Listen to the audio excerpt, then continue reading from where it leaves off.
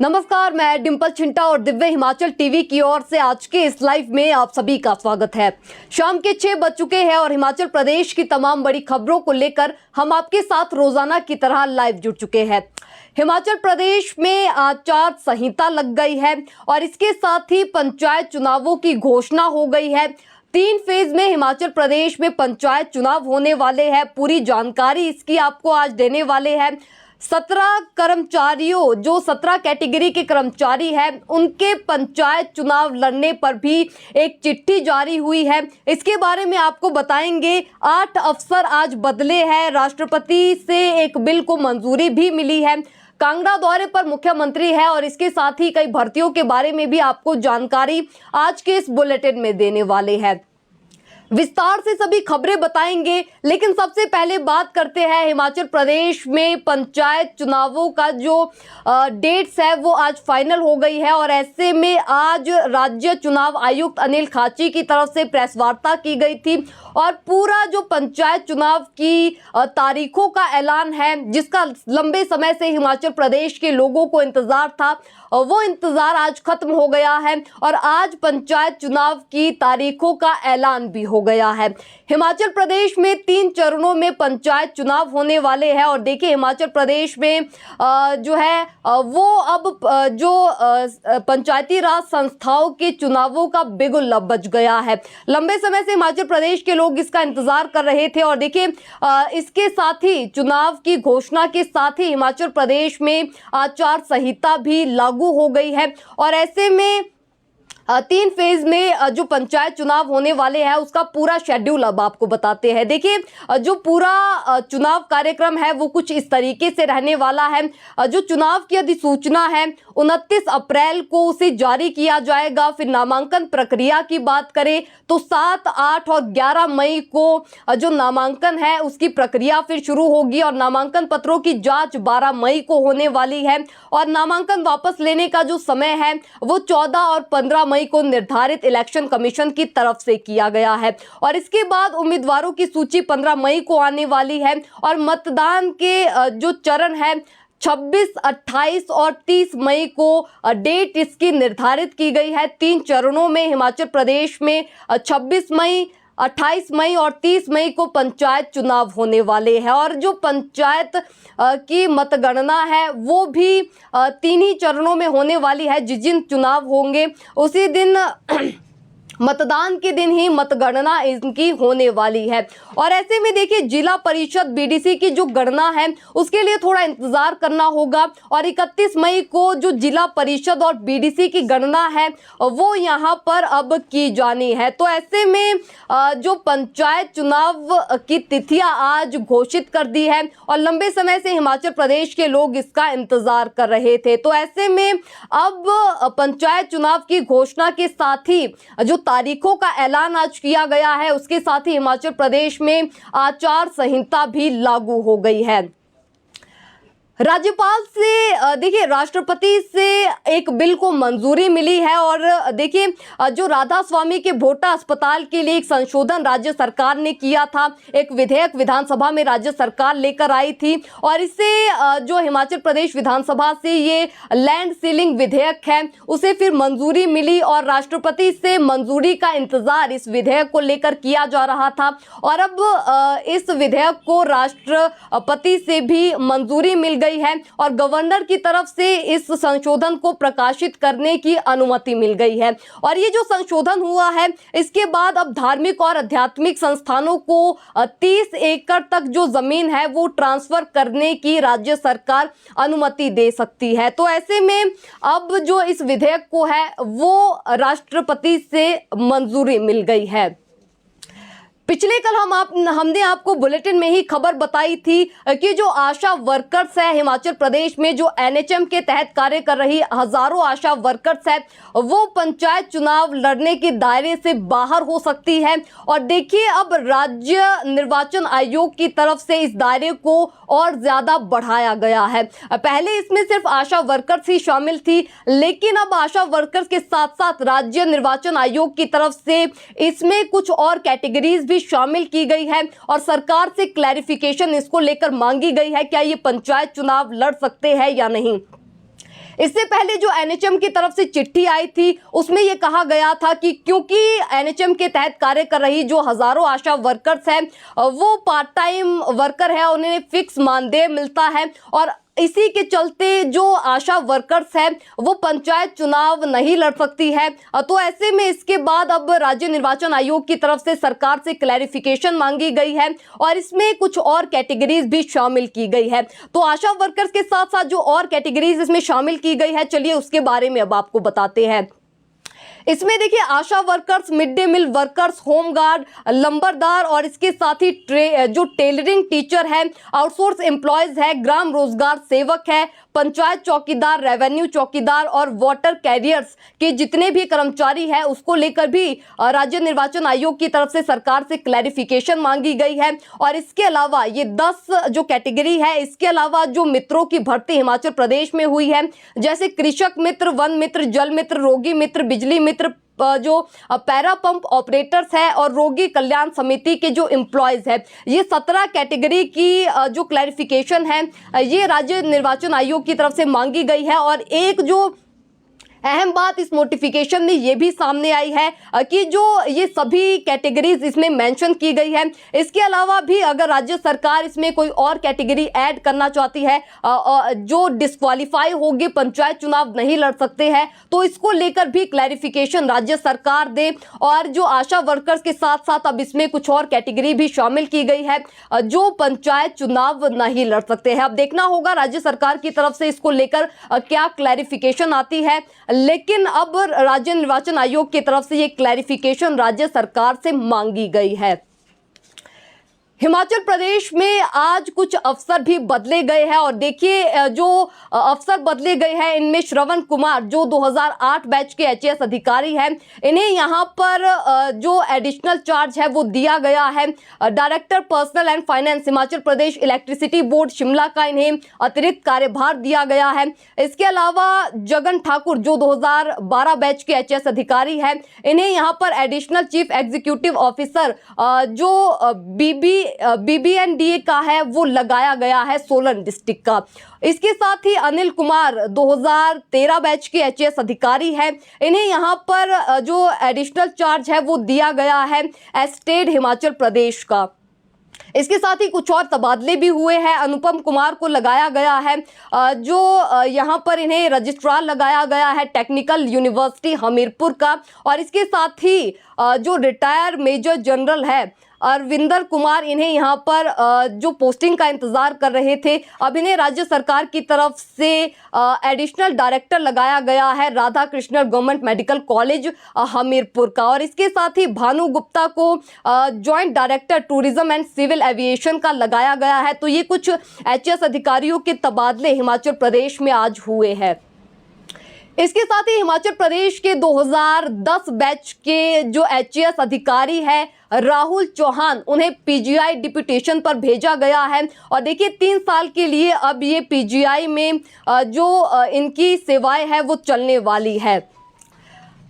अब मुख्यमंत्री के दौरे के बारे में आपको बताते हैं, क्योंकि मुख्यमंत्री सुखविंदर सिंह सुक्खू आज कांगड़ा जिले के दौरे पर थे और ऐसे में उनकी तरफ से एक बड़ा बयान दिया गया है कि जो हिमाचल प्रदेश में जो गग्गल कांगड़ा एयरपोर्ट का जो विस्तार है वो तब से सिरे चढ़ा जब से प्रदेश सरकार, कांग्रेस सरकार हिमाचल प्रदेश में आई, उन्होंने मुख्यमंत्री का दायित्व संभाला और उसके बाद ही जो कांगड़ा एयरपोर्ट का विस्तार का काम है उसने गति पकड़ी है। ये बड़ा बयान आज मुख्यमंत्री की तरफ से दिया गया है। और इसके साथ ही 4 नगर निगमों में जो कांग्रेस की टिकटों की घोषणा होनी है उसको लेकर भी मुख्यमंत्री की तरफ से आज ये कहा गया है कि जल्द ही नगर निगम में जो कांग्रेस है वो टिकट्स का ऐलान कर सकती है और पार्टी युवा चेहरों के साथ साथ जो पुराने कार्यकर्ता है उन्हें भी तवज्जो देगी। ये मुख्यमंत्री की तरफ से आज कहा गया है। और उन्होंने ये भी कहा है कि प्रदेश अध्यक्ष से चर्चा के बाद जो टिकट्स की घोषणा है 4 नगर निगमों के लिए वो कांग्रेस सरकार करेगी। वैसे देखिए मुख्यमंत्री आज कांगड़ा दौरे पर थे और अब शिमला वापस लौट रहे हैं और राजभवन सीधा जाएंगे, क्योंकि राष्ट्रपति के लिए वहां पर जो कार्यक्रम रखा गया है, और ऐसे में राष्ट्रपति के साथ आज उनका जो लोक भवन में है वो कार्यक्रम है, और इसके लिए अब मुख्यमंत्री वापस शिमला लौट रहे हैं। प्रेसिडेंट के दौरे में भी कुछ बदलाव हुआ है, और देखिए राष्ट्रपति द्रौपदी मुर्मू पिछले कल हिमाचल आई थी, और उनका जो दौरा प्रस्तावित था वो 2 मई तक था कि 2 मई को वापस दिल्ली लौटेंगी, लेकिन अब इसमें बदलाव हुआ है और अब राष्ट्रपति द्रौपदी मुर्मू 2 मई को नहीं बल्कि 1 मई को दिल्ली वापस लौटने वाली है। और ये बदलाव हुआ है, और देखिए आज शाम को राजभवन में क्योंकि डिनर का आयोजन किया गया है राष्ट्रपति के लिए, और ऐसे में इसके लिए ही मुख्यमंत्री वापस शिमला लौट रहे हैं। और राष्ट्रपति के कल के कार्यक्रम की बात करें तो देखिए कल अटल टनल का दौरा करने के लिए वो लाहौल जाने वाली है, और इस कारण जो लाहौल में है जो पर्यटन क्षेत्र है वहां पर पर्यटकों के लिए वो बंद रहने वाला है, क्योंकि राष्ट्रपति वहां पर जाने वाली है। और इसके साथ ही परसों जो राष्ट्रपति है वो कृषि विश्वविद्यालय पालमपुर जाएंगी, और उसके साथ ही 30 मई को एट होम का जो छराबड़ा में है वो कार्यक्रम रखा गया है, और 1 मई को राष्ट्रपति द्रौपदी मुर्मू वापस दिल्ली जाने वाली है। हायर ग्रेड पे पर भी ऑर्डर्स आए हैं, और देखिए टीजीटी शिक्षकों को बड़ी राहत शिक्षा निदेशालय की तरफ से दी गई है, और हाईकोर्ट के जो आदेश आए थे उसकी अनुपालना करते हुए स्कूल शिक्षा निदेशालय की तरफ से ये बड़ी राहत टीजीटी शिक्षकों को दी गई है। राहत यह है कि विभाग की तरफ से ये आदेश जारी किए गए हैं कि जितने भी याचिकाकर्ता हैं इसमें जो लिस्ट है वो लगभग 342 शिक्षकों की है। तो ऐसे में जितने भी याचिकाकर्ता शिक्षक हैं जिन्होंने 2 साल की अपनी जो नियमित सेवा है वो पूरी कर ली है, इसके बाद इनकी जो नियमित सेवा पूरी होने के बाद इन्हें 41,600 रुपये उच्चतम वेतन देने की मंजूरी दी गई है। और ऐसे में ये जो फैसला है वो इंदर सिंह ठाकुर बनाम हिमाचल प्रदेश सरकार के मामले में लिया गया है, और संबंधित डीडीओ को ये निर्देश दिए गए हैं कि वो दोबारा से वेतन का निर्धारण करें, और इसके साथ ही एरियर भी जारी करें, ये निर्देश दिए गए हैं। और देखिए अभी जो एलपीए इसको लेकर कोर्ट में दायर है उसके बाद ही अंतिम फैसला आ सकता है, और ऐसे में ये जो फैसला है अगर विभाग के पक्ष में आता है तो शिक्षकों को जो अतिरिक्त भुगतान मिलना है वो उन्हें वापस देना होगा। लेकिन अभी हायर ग्रेड पे को लेकर जो टीजीटी शिक्षक है उन्हें बड़ी राहत मिल गई है।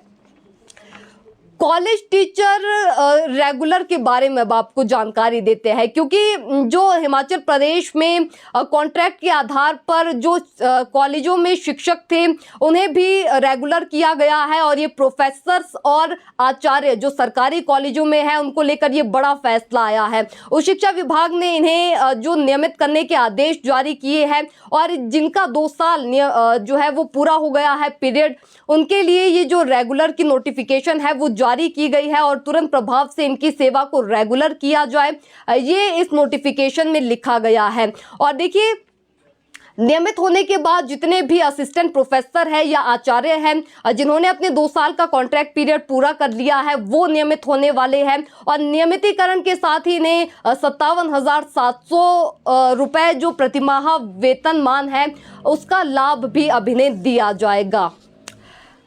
ऑटोमेटिक टेस्टिंग स्टेशन को लेकर भी देखिए वाहन की फिटनेस को लेकर भी कांगड़ा जिले में बीते दिनों आपने देखा था खासा प्रदर्शन वहां पर हुआ था, और ऐसे में राज्य सरकार ने अब वाहनों की जांच के लिए एक नई व्यवस्था लागू की है, और ये व्यवस्था इसलिए है ताकि वाहनों की जांच आसानी से हो सके। और अब वाहनों की जो फिटनेस टेस्ट है वो ऑटोमेटिक टेस्टिंग स्टेशन के साथ साथ आरटीओ भी कर सकता है, और आरटीओ दोनों जगह पर अब जो है एटीएस के साथ आरटीओ में भी अब अपने वाहनों की फिटनेस सभी करवा सकते हैं। ये फैसला राज्य सरकार ने लिया है, और फिलहाल देखिए एटीएस जो कांगड़ा जिले के रानीताल में है वहां पर शुरू हुआ था और अन्य जगह भी काम चला हुआ है, लेकिन बड़ी राहत इसमें राज्य सरकार ने ये दी है कि आरटीओ के पास भी अब हम अपने वाहनों की फिटनेस करवा सकते हैं। देखिए, हिमाचल प्रदेश में जो पहली चुनावी शिकायत है वो भी सामने आई है और ऐसे में धर्मशाला नगर निगम में चुनाव की जो आचार संहिता है उसके उल्लंघन के आरोप लगाए गए हैं। भाजपा शहरी अध्यक्ष विशाल नेहरिया की तरफ से ये जो शिकायत है वो भेजी गई है और इसमें चुनाव आयोग को शिकायत ये दी गई है कि जो चुनावी प्रक्रिया के बीच नगर निगम में ने जो है वो 17 विकास कार्यों के जो टेंडर्स है वो जारी कर दिए। आचार संहिता हिमाचल प्रदेश में लगी है और ऐसे में उनकी तरफ से यह भी मांग की गई है कि जितने भी जिम्मेदार अधिकारी इसमें हैं उनके खिलाफ एक्शन लिया जाए। और ऐसे में दूसरी तरफ हम देखें तो नगर निगम धर्मशाला का भी इसको लेकर स्पष्टीकरण जारी हुआ है और उनकी तरफ से ये कहा गया है कि जो नगर निगम कमिश्नर और संबंधित अधिकारी के तबादलों की अपील इसमें की गई है। और देखिए, जो सफाई दी गई है नगर निगम की तरफ से वो ये है कि इसको लेकर टेंडर पहले ही जारी किए गए थे तो चुनाव की घोषणा के साथ इन्हें स्थगित किया गया है। ये स्पष्टीकरण नगर निगम धर्मशाला की तरफ से आया है। और ऐसे में जब आज राज्य निर्वाचन आयोग की तरफ से आयुक्त जो है प्रेस कॉन्फ्रेंस कर रहे थे तो ऐसे में ये प्रश्न भी उनसे पूछा गया था कि ये मामला सामने आया है तो ऐसे में अनिल खाची की तरफ से ये कहा गया है कि इसकी रिपोर्ट जो है वो मंगवाई गई है।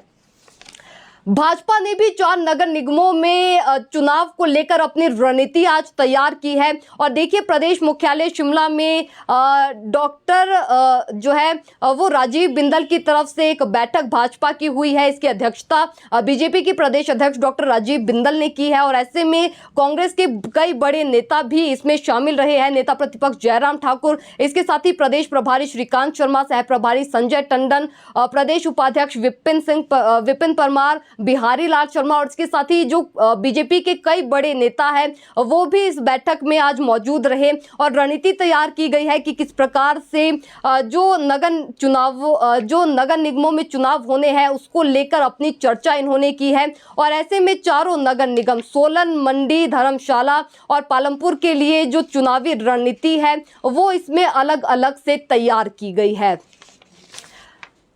ईडी के बड़े एक्शन के बारे में अब आपको बताते हैं क्योंकि देखिए, मानव भारती जो यूनिवर्सिटी थी उसको लेकर डिग्री के फर्जी मामले जो सामने आए थे उससे तो प्रदेश भर के जो लोग हैं वो वाकिफ है। तो ऐसे में अब ईडी ने इस मामले में बड़ी कार्रवाई करते हुए जो इसमें आरोपी है मनदीप राणा उसकी जो संपत्तियां है वो जब्त करने के आदेश दिए हैं। और देखिए, एजेंसी की तरफ से पहले भी लगभग 200 करोड़ की संपत्ति कुर्क की गई है और ऐसे में इसे भगौड़ा घोषित किया गया है और अब ईडी की तरफ से कहा गया है कि इसकी जो संपत्तियां है उसे जब्त किया जाए।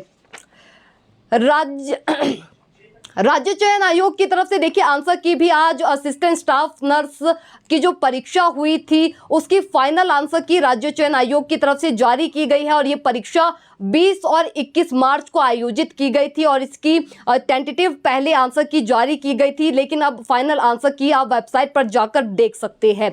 ऑब्जेक्शन विंडो भी राज्य चयन आयोग की तरफ से जो 25 अप्रैल को परीक्षा हुई थी जूनियर ऑफिस असिस्टेंट लाइब्रेरी के लिए और इसके साथ ही मेडिकल लेबोरेटरी टेक्नीशियन ग्रेड 2 के लिए जो परीक्षा हुई थी उसके लिए भी ऑब्जेक्शन विंडो राज्य चयन आयोग ने खोल दी है और जितने भी उम्मीदवार हैं वो 28 अप्रैल से लेकर यानी आज से लेकर 3 मई तक अपनी जो आपत्तियां हैं वो वेबसाइट पर जाकर दर्ज करवा सकते हैं। एचपीयू की तरफ से एक स्पेशल चांस भी अपनी डिग्री को पूरी करने के लिए दिया गया है और देखिए, एचपीयू ने पुराने छात्रों को राहत देते हुए जो स्पेशल चांस देने का फैसला ये लिया है। ये स्पेशल चांस 2013 से 14 और 17 से 18 यूजी का कोर्स जिनकी डिग्रियां पूरी नहीं हुई है उनके लिए है और इसके साथ ही 2014 से 15 और 17 से 18 के बीसीए के छात्रों को ये स्पेशल चांस दिया गया है और अपनी डिग्री वो पूरी कर सकते हैं। इसके अलावा फीस की बात करें तो देखिए, बीएससी, बीकॉम और शास्त्री के लिए जो प्रति सेमेस्टर फीस है वो 10,000 रहने वाली है और इसके अलावा बीबीए, बीसीए और बीटी के लिए जो प्रति सेमेस्टर फीस है वो 20,000 रुपए प्रति सेमेस्टर रहने वाली है। और इनकी जो परीक्षाएं हैं, जितने भी अपनी डिग्री पूरी करना चाहते हैं उनके लिए ये जो परीक्षा है वो अक्टूबर और नवंबर में होने वाली है 2026 में ही। और जो ऑड नंबर्स है उनके लिए ये जो अक्टूबर से नवंबर में ये परीक्षा होगी और अप्रैल मई 2027 में इवन में ये परीक्षा होने वाली है। अब आपको मौसम को लेकर जानकारी देते हैं, क्योंकि आज हिमाचल प्रदेश के लगभग सभी जिलों में मौसम ने करवट बदली है। ऊंचाई वाले इलाकों में आज बारिश के साथ साथ बर्फबारी भी दर्ज की गई है।